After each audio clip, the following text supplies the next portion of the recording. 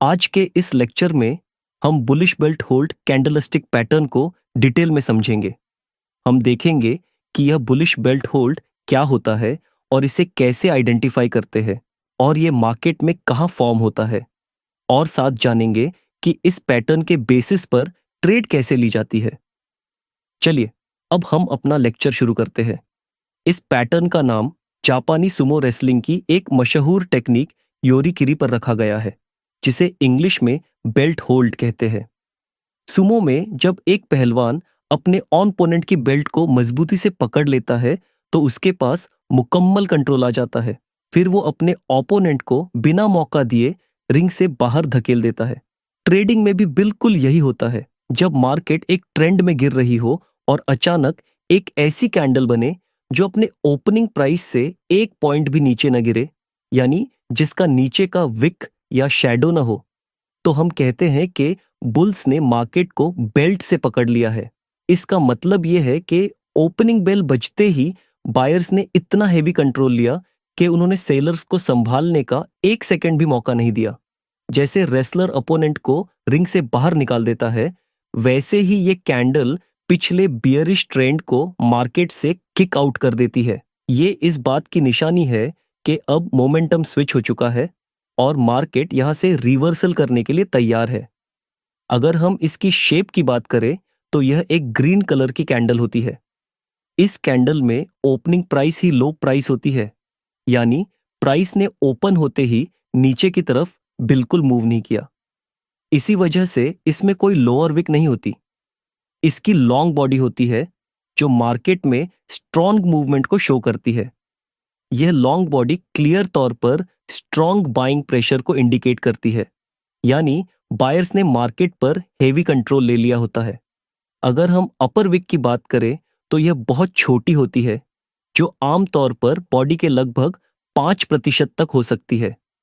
यह दिखाती है कि सेलर्स ने थोड़ी सी कोशिश की, लेकिन वो कंट्रोल हासिल नहीं कर पाए। अगर हम बात करें कि यह पैटर्न कहाँ फॉर्म होता है, तो यह पैटर्न अक्सर एक स्ट्रॉन्ग डाउन ट्रेंड के बॉटम पर बनता है।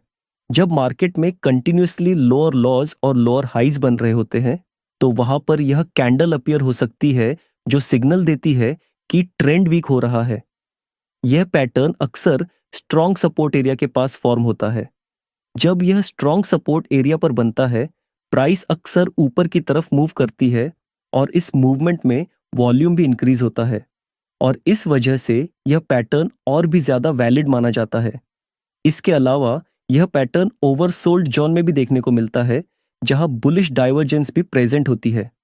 ओवरसोल्ड जोन वह होता है जब RSI 20 से नीचे होता है, और अगर इसी एरिया में आपको बुलिश डाइवर्जेंस के साथ यह पैटर्न नजर आए तो इसे ज्यादा पावरफुल सिग्नल माना जाता है। इस पैटर्न को आप किसी भी टाइम फ्रेम पर देख सकते हैं। यह इस बात पर डिपेंड करता है कि आप इसे किस टाइम फ्रेम पर यूज करते हैं।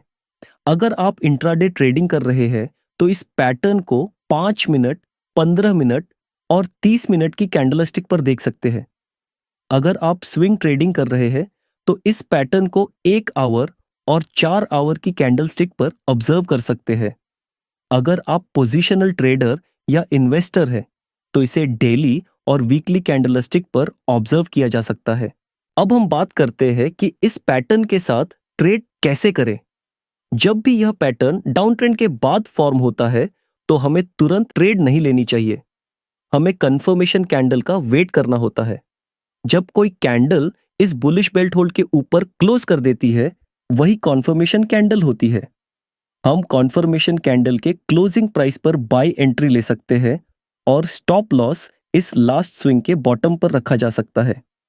टेक प्रॉफिट के लिए हम नेक्स्ट रेजिस्टेंस एरिया को as a target price set कर सकते हैं या अपनी ट्रेड को ट्रेल कर सकते हैं जब तक नेक्स्ट कोई रिवर्सल पैटर्न नजर ना आए। अगर आप इस पैटर्न को किसी इंडिकेटर के साथ यूज करते हैं तो इसकी एक्यूरेसी और रिलायबिलिटी और भी बढ़ सकती है।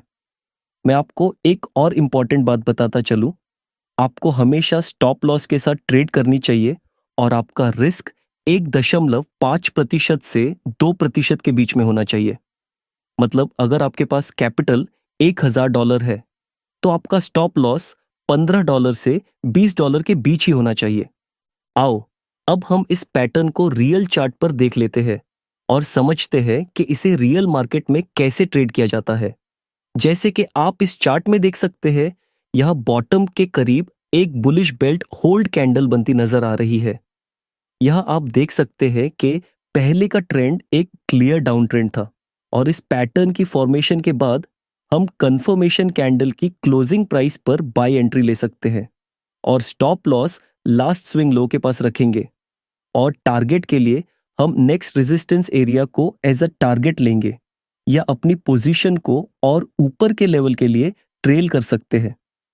अगर हम इसकी फॉर्मेशन रेट की बात करें तो यह ऑक्सीजनल कैटेगरी में आता है, मतलब ये कभी कभी चार्ट्स पर देखने को मिलता है और हर वक्त नहीं बनता। और जहां तक इसकी रिलायबिलिटी की बात है तो यह पैटर्न अगर सही कॉन्टेक्स्ट में देखकर ट्रेड किया जाए तो इस पैटर्न की एक्यूरेसी 70 से 75% तक हो सकती है। दोस्तों, बस आज के लिए इतना ही। मिलते हैं नेक्स्ट वीडियो में एक और पावरफुल पैटर्न के साथ। वीडियो पसंद आई हो तो लाइक करें, शेयर करें और ऐसे ही ट्रेडिंग कंटेंट के लिए चैनल को सब्सक्राइब जरूर करें।